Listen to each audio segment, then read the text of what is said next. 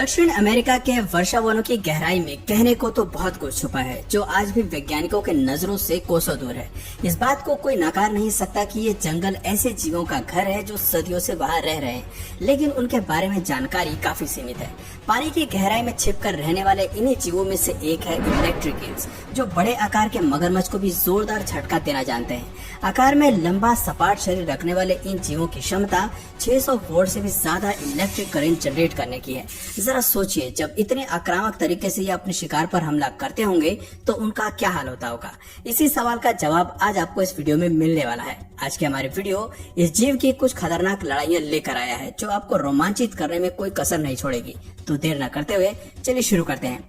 Electric eel का नाम सुनते ही आप इस जीव को ईल से जोड़कर देखते होंगे, लेकिन फैक्ट बताता है कि ये उससे बिल्कुल अलग है।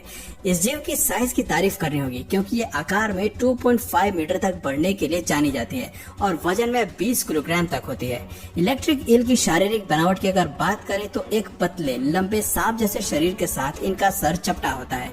इसकी मोटी त्वचा का रंग डार्क ग्रे से लेकर ब्राउन होता है। पहली नजर में देखकर किसी के लिए भी यह कह पाना मुश्किल है कि ये भी एक मछली है। पानी में तैरने के लिए और हलचल बरकरार रखने के लिए ये जीव अपने लंबे फिन का सहारा लेती है। इसी की बदौलत ये 8 किलोमीटर प्रति घंटे की रफ्तार से पानी में ट्रेवल कर पाती है।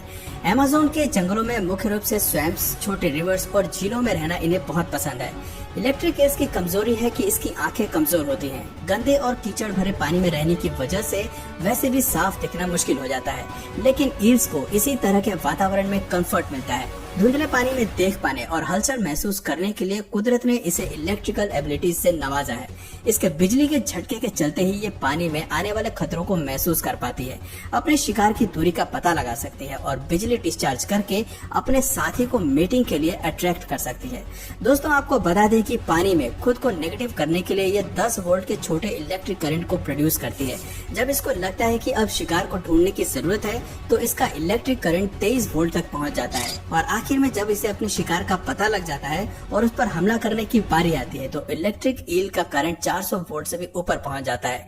इतने तेज झटके से छोटी मछलियां तो मौके पर ही दम तोड़ देती हैं, वहीं बड़े शिकारी भी घायल हो जाते हैं। हैरानी की बात है कि छोटी सी दिखने वाली ईल असल में एक बड़ा धमाका है, जो किसी को भी सबक सिखा सकती है।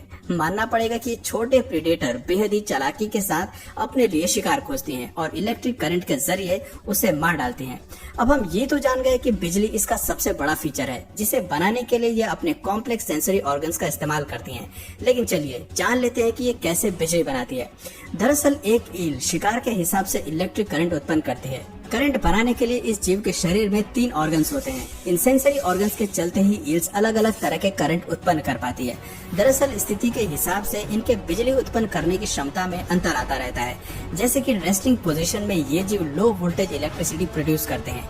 हाई वोल्टेज करंट का इस्तेमाल ये खास तौर पर केवल शिकार को मारने और घायल करने के लिए ही करते हैं। दरअसल ईल के 2 ऑर्गन्स का काम लो इलेक्ट्रिक करंट बनाना होता है, जबकि हंटर ऑर्गन्स का काम सबसे हाई वोल्टेज करंट को उत्पन्न करना होता है। लेकिन केवल पानी के अंदर शिकार को बिजली से घायल करना ही इसकी खासियत नहीं है। आपको जानकर हैरानी होगी कि ये जीव केवल पानी ही नहीं बल्कि पानी के बाहर भी अपने बेहतरीन फीचर का इस्तेमाल करती है और शिकारी का काम तमाम कर सकती है। ऐसे कई मौके हमें मिलते हैं जहां इलेक्ट्रिक ईल बाहर आकर अपने टारगेट पर हमला करके उसे घायल कर देती है। जब एक ईल हाई वोल्टेज करंट से अपने शिकार पर अटैक करती है तो 3 मीटर की दूरी पर मौजूद एक बड़ा जानवर भी पैरालाइज हो जाता है। ऐसे में आप सोच सकते हैं कि कितनी खतरनाक है। बात करें अगर ईल के डाइट की तो ये मुख्य रूप से फिश को खाना पसंद करती हैं। छोटी ईल्स भले ही मछली को खाकर अपना मन भर लेती हैं, लेकिन एडल्ट ईल्स को एम्फीबियंस और मैमल्स को अपना शिकार बनाने में बड़ा ही मजा आता है। कई मौकों पर इन्हें पक्षियों को भी खाते हुए देखा गया है। आपको जानकर हैरानी होगी कि पानी के अंदर अपना ज्यादा समय बिताने वाले इस फिश को ऑक्सीजन से भी हवा मिलती है। ये हर 10 से 15 मिनट में ऑक्सीजन के लिए सतह पर आती है और उसके बाद दोबारा पानी के अंदर चली जाती है। इस प्रक्रिया के चलते ही ये ज्यादा समय तक पानी में रह पाती है। हालांकि ईल के शरीर में हमें छोटे गिल्स भी दिखाई देते हैं, लेकिन दिलचस्प बात यह है कि ये शिकारी गिल्स की बजाय मुंह से सांस लेने के लिए जानी जाती हैं। अब बात करते हैं इसके सबसे बड़े दुश्मन की। दरअसल ईल जिन वाटरवेज में अपना अधिकार जमाने की कोशिश करती हैं, उन्हीं वाटरवेज में हमें ब्लैक कैमन्स भी अस्तित्व में मिलते हैं। अमेज़न के जंगल में ब्लैक कैमन्स को सबसे बड़ा प्रेडेटर माना जाता है, जो अपने शिकार को भागने का कोई मौका नहीं देते। अपने इलाके में अच्छे शिकारियों को पर तक फड़कने नहीं देते। इनके नुकीले दांत, एक बड़ा मुंह और ताकतवर जबड़े बड़े से बड़े जानवर को एक ही जोरदार हमले में खत्म करने की ताकत रखते हैं। इसी ताकत के चलते ये अक्सर इनके सामने आ जाते हैं, उसे अपना शिकार बनाने लगते हैं। लेकिन इस क्लिप में इस बार काइमन ने एक गलत शिकार को चुन लिया है। एक बड़े मांस वाले शिकारी को चुनने की बजाय ये जीव इलेक्ट्रिक ईल्स की तरफ बढ़ता है और उसे अपना शिकार बनाने की कोशिश करता है, लेकिन उसे इसका बड़ा खामियाजा भुगतना पड़ता है, क्योंकि उसे शिकार के बदले एक बड़ा झटका मिलता है। इस झटके के लगते ही काइमन पैरालाइज हो जाता है। आप देख सकते हैं कि यहाँ अपने शिकार को झटका देने के लिए ईल एक चालाक स्ट्रेटेजी अपनाता है। दरअसल ये जीव करंट के अटैक को डबल करने के लिए अपने शरीर को कर्ल करके पूंछ को शिकार के पास लाता है और तब जाके करंट जनरेट करता है, जैसे कि वो इस मामले में भी करता नजर आ रहा है। काइमन को दोबारा उसी झटके का एहसास दिलाने के लिए ईल दोबारा करंट उत्पन्न करने में समय लगाता है और उसी मौके का फायदा उठाकर ये शिकारी वहाँ से भाग जाता है। जब ये दो जीव आमने सामने आते हैं तो अक्सर ऐसी स्थिति उत्पन्न होती है। ईल की कमजोरी है कि उसे दोबारा करंट जनरेट करने में समय लगता है। ऐसे में बड़े शिकारी को भागने का मौका मिल जाता है। लेकिन इसके विपरीत इलेक्ट्रिक करंट का ईल पर कोई असर नहीं होता, यानी कि जहां एक तरफ इनके शिकारी घायल होते हैं वहीं ये उसी स्थिति का मजा उड़ाते हैं। दोस्तों, ईल्स की हंटिंग स्टाइल तो सबसे अनोखी है ही, साथ ही इसकी प्रजनन प्रक्रिया भी काफी अजीब और दिलचस्प है। इस प्रजाति में मेल इलेक्ट्रिक ईल फीमेल को ढूंढकर इस प्रक्रिया को पूरा करता है। जब बच्चे पैदा करने की बारी आती है तो घोंसला बनाने का सारा कार्यभार मेल ईल के कंधों पर आ जाता है। आपको बता दें कि ड्राई सीजन में फीमेल इलेक्ट्रिक ईल सलाइवा से बने घोंसले में अपने अंडे देती है। इस घोंसले को मेल खुद अपने थूक से तैयार करता है।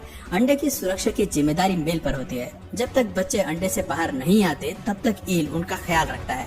आपको जानकर हैरानी होगी कि फीमेल ईल्स एक बारी में 1200 बेबी ईल्स को पैदा करने के लिए जानी जाती है। अगर आप सोच रहे हैं कि इतनी खतरनाक जीव इंसानों पर अटैक नहीं करती होगी, तो आपको बता दें कि ईल्स के हमले से इंसान भी नहीं बच सकते।